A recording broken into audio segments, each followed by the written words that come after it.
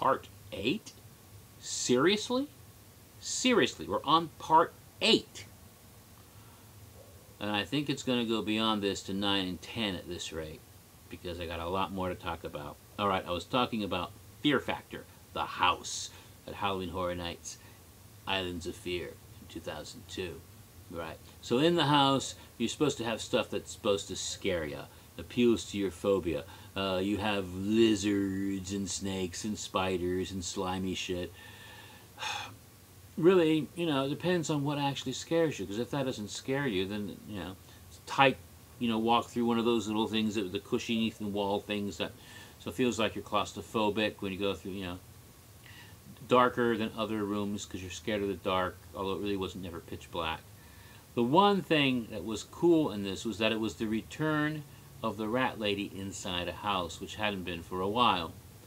And so there was, of course, as was often done on the show, where they would put a person in a coffin filled with either rats or scorpions or bugs or, you know, gosh knows what else.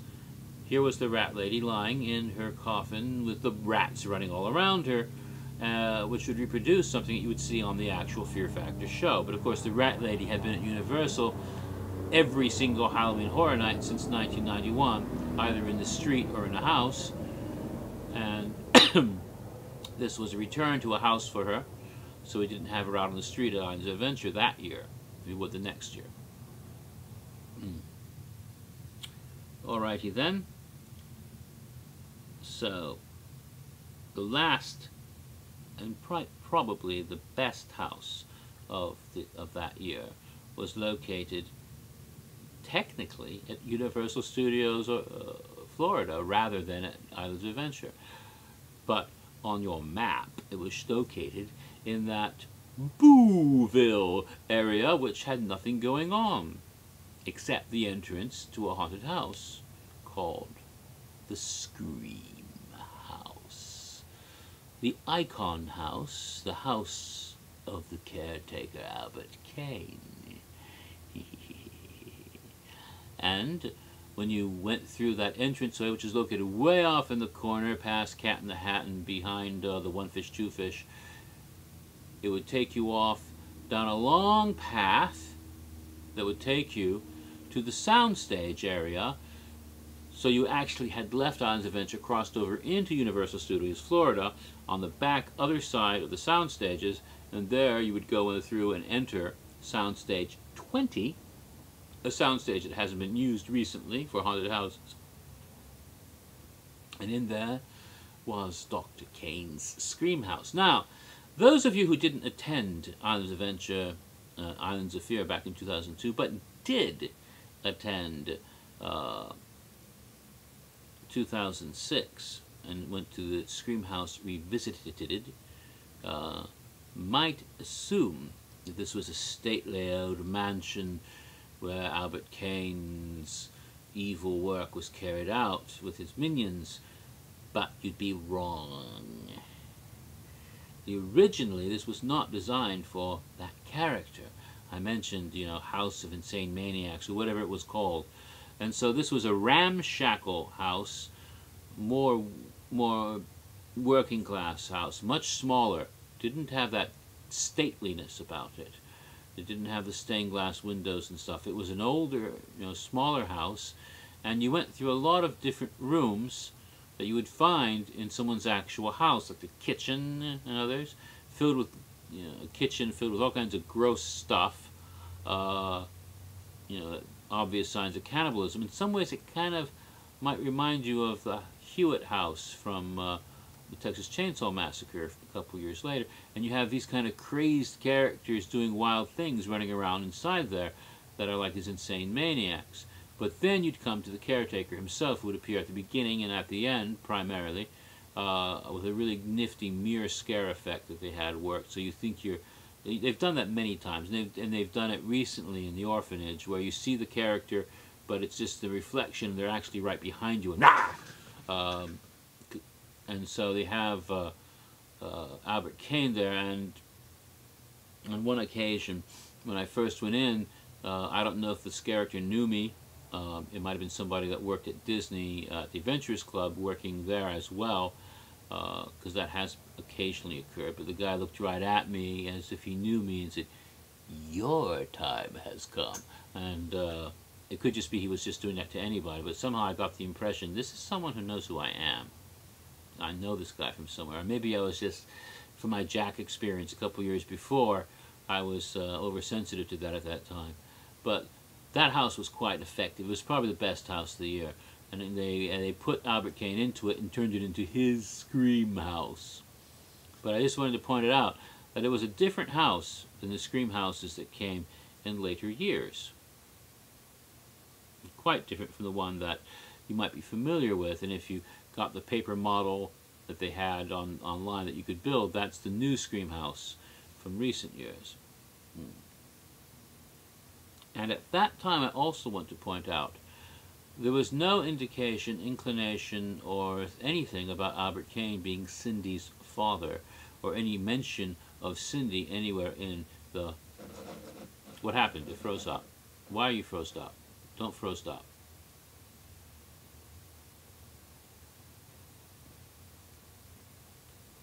Okay, is it okay? For a second there, the picture froze, and I was afraid that it wasn't taken properly. And now, it's really weird. I can see myself, and it seems like it's lapsed. I can hear my voice, and the picture is a couple of, just a half second slower. If this isn't synced, if this isn't perfectly synced, it's because something weird is going on with my equipment here. Ooh. My freaking computer's haunted. I mean, you know the computer's haunted. It gives me the demon eyes. Something's going on. Oh well. And it isn't even dark in this room. Why does it look like this when it isn't even dark? I mean, I can see to read my notes perfectly, and here it looks like I'm in a crypt, you know. I have to expect something scary to come crawling out at me from the background. You know, is that little, creepy little girl from The Ring back there? Maybe I've been talking too much about Cindy and she hears me. Your time has come. Okay. Stop scaring yourself, Jimmy, and continue with the story. Alright. So, what's that light behind me? Oh, it's on some kind of piece of electronic equipment. Never mind. Making myself paranoid. Okay, where was I? I was talking about the Scream house. Yeah, I was talking about the relationship between Cindy and Albert Kane. It had not been established yet. At some point, a year or two later, fans of the event began to associate Albert Kane with Paul Bearer and say that they had turned Paul Bearer into Albert Kane, therefore Cindy is his daughter. And this started, I think, that way. But this was never a part of the established backstory of the caretaker at that time. Alrighty. Now, that concludes my account of the houses of Halloween Horror Nights 2002. So I've covered houses and scare zones. Now there were a couple other things in those islands of fear that I haven't mentioned yet. There really was only one show, other than what the caretaker did in the Port of Evil, and that was Bill and Ted. But before we get to Bill and Ted, there was something else in the Island of Evil Souls, which had no haunted houses. What would they do with that area? Oh, stupid Jimmy, I skipped a house. Never mind. There were two houses in Jurassic Park, as I said before, and I forgot to mention the second house. The second house was called Project Evolution. Project Evolution was not in a building at all. It was in an area of the park where they had the Triceratops encounter. The Triceratops Discovery Trail that would take you basically a queue line to where you would look inside a room and there was this animatronic Triceratops and you go, ooh, there's a live dinosaur in there. And that was a rather small attraction that was part of Jurassic Park way back then. Well, they used this area as part of Project Evolution, and going through the jungle trails you'd be attacked by those crazed half dinosaur, half human creatures. While I was walking through one of these one night when I was at the event, I was coming along a shrubbery, and suddenly a velociraptor came out of me and scared me crappy. I jumped 3 feet in the air and went, "Wah!" Embarrassing. But my embarrassment only increased as from behind another bush there was a man with a camera and another guy. It was a film crew that were filming it. And they said, "We got that guy real good." And I thought, oh shit, they're filming something. Now my embarrassment will be on screen for all to see.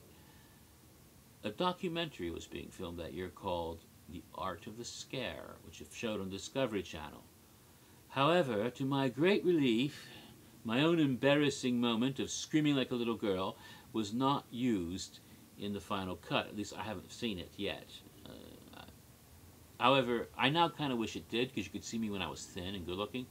But at any rate, at the time it was like, oh geez, everyone's going to harass me if this ever gets on the thing. But that was my encounter of them filming that year. But that was a good scare though. That velociraptor completely surprised me.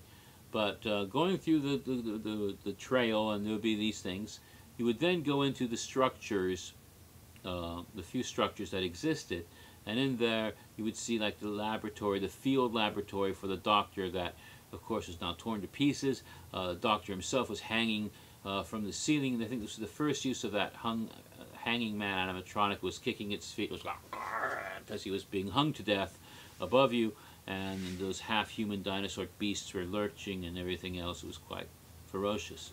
Hello, Bob. You can't see her, though. The other one, you could see her in the corner with her little head popping up, but now she's in the dark. Cats like the dark. Alrighty then. So that was the other house that I forgot to mention earlier. Okay, so Island of Lost Souls, there were no haunted houses in that scare zone. There were in all the other scare zones, so how come this island had no haunted house? Well, there really wasn't any place to put one at that point, or they didn't figure out where to put one. There was going to be a voodoo-themed one. Didn't do that. What did they have as the main attraction besides just the characters in the area? Disco! Well, it wasn't disco per se, but it was the Fright Club for that year. It was called Studio 666. And it was an area with, you know, rave from the grave, I guess, dancing and, you know. I don't remember actually seeing a lot of people dancing anytime I walked through that area, but it was supposed to be set up for those who wanted to hear DJ and dance at Halloween Horror Nights. An idea that used to be there every year, but thank God they don't do that anymore. And if they ever do it again, I hope they get some really awesome music in order to make it interesting at all. But that was the case. Right. Now, I touched on the fact it shot Art of the Scare that year. So if you went to Halloween Horror Nights that year, you might have gotten in a television program. I almost did. It showed on the Discovery Channel, and the following year, 2003, it was available for purchase at Halloween Horror Nights 13. And I did, in fact, purchase a copy, and I have one somewhere. And you can probably actually see whole chunks, if not the entire thing, on YouTube as well. So you can go look up Universal Studios Art of the Scare. It's called Universal's Horror Nights, The Art of the Scare, or something like that. And it's worth watching, because then you can get a really good feel for that year's event. Halloween Horror Nights 2002 is probably the most heavily documented Halloween Horror Nights ever, because of this documentary that was actually shot on site with all sorts of scenes inside the various haunted houses and scare zones, etc. In fact, if I had watched that shortly before I made these videos, I probably would have had more information to tell you, but I didn't bother looking at it. I haven't seen it for a couple of years. So I'm going off my memory and a couple of other sources on the internet to refresh my memories, but yeah, I probably should have watched that before I started making these, but it's too late now. I've already posted, like, I think the first 3 ones. Oh well. So, now we come to Bill and Ted. But that'll have to be in part 9.